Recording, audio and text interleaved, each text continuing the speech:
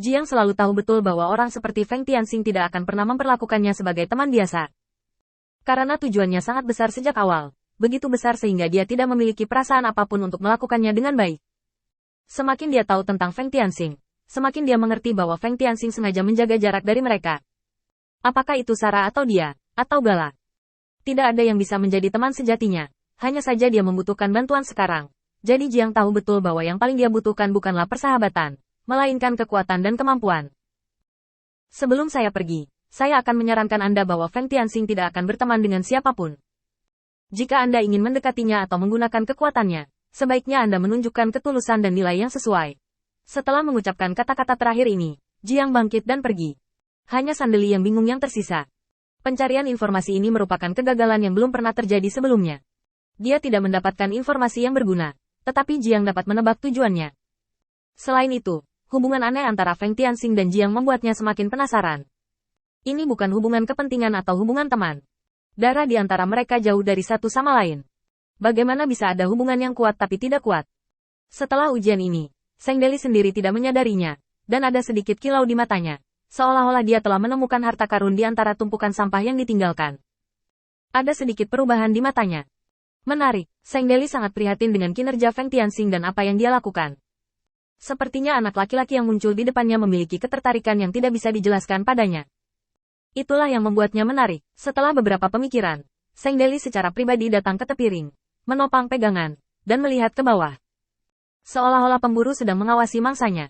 Pada saat ini, Feng Tianxing sedang duduk diam, menunggu lawannya datang. Seng Deli akan tertarik dengan perilakunya, tetapi dia tidak menyangka akan begitu tertarik. Matanya berangsur-angsur menjadi panas, dan Seng Deli tiba-tiba terkekeh dan menggelengkan kepalanya.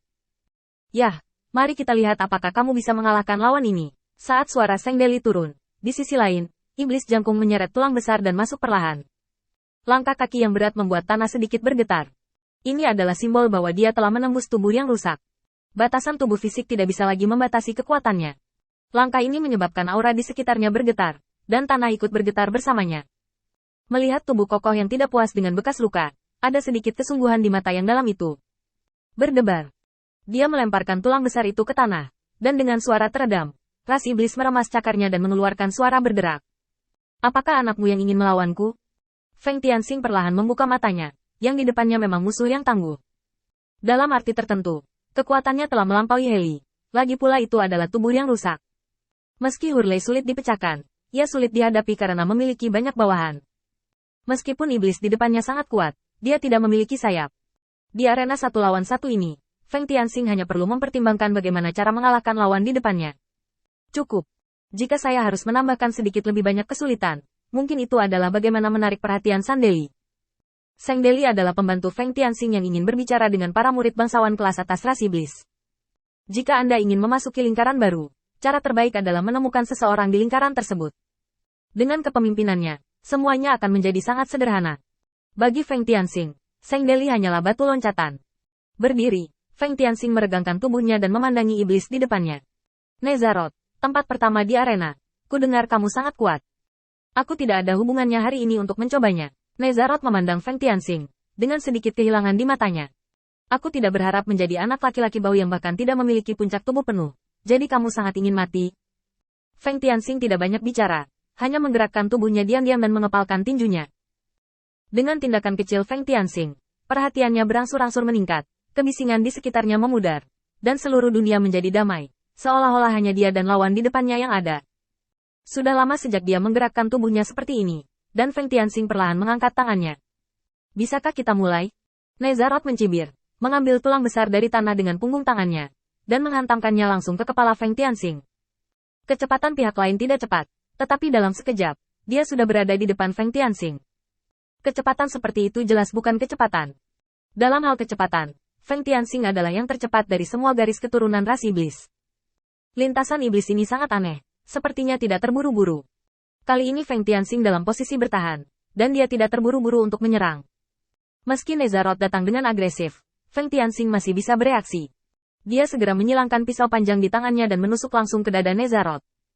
Jarak antara kedua belah pihak terlalu dekat. Sekilas, tulang besar ini terlihat kuat. Dia tidak pandai dalam kekuatan, dan tidak rasional untuk berjuang keras. Bilah tajam itu menunjuk tepat ke leher Nezaroth. Sesaat kemudian, Nazaroth mengandalkan pengalamannya yang kaya untuk menilai hasil serangannya. Pasti bilah di tangan Feng Tianxing yang memotong tenggorokannya sebelum tongkat tulangnya jatuh.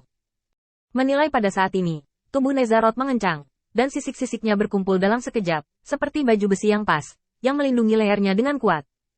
Dengan cara ini, jika bilah lawan sedikit terhalang, jika tongkat ini jatuh, Feng Tianxing pasti tidak akan memiliki kemungkinan untuk bertahan. Ini adalah pengalamannya yang tersisa dari pertempuran yang tak terhitung jumlahnya. Ledakan. Tulang-tulang besar jatuh ke tanah, dan semburan debu bergoyang. Tetapi selain lubang di tanah, tidak ada jejak tubuh iblis. Memanfaatkan situasi ini, dia menarik kembali tulang besar itu dan melemparkannya ke bahunya, dan Nezaroth mendongak. Dengan sedikit kesungguhan di wajahnya. Kecepatan tinggi. Pada saat dia mengumpulkan timbangan, dia melihat tubuh Feng Tianxing tiba-tiba bangkit kembali, dan langsung kehilangan penampilan ramah sebelumnya. Melihat keberadaannya, dia tidak bisa melihat gambar Feng Tianxing naik ke udara, tetapi dia tahu bahwa ini adalah kecepatan tertinggi. Melihat dari dekat sekarang, saya melihat iblis kurus dengan seluruh tubuh seperti jasper tergantung di langit. Di bawah pantulan matahari, dengan kilauan yang aneh, cukup menyilaukan. Feng Tianxing membuka tangannya, dan duri yang terkondensasi dari jasper melayang di sisinya. Mengambil satu, Feng Tianxing memandang Nezaroth di bawah. Datang dan coba trikku, suara mendesing. Dalam sekejap, duri batu giok ini jatuh satu demi satu, dan tanah seluruh arena tertutup debu,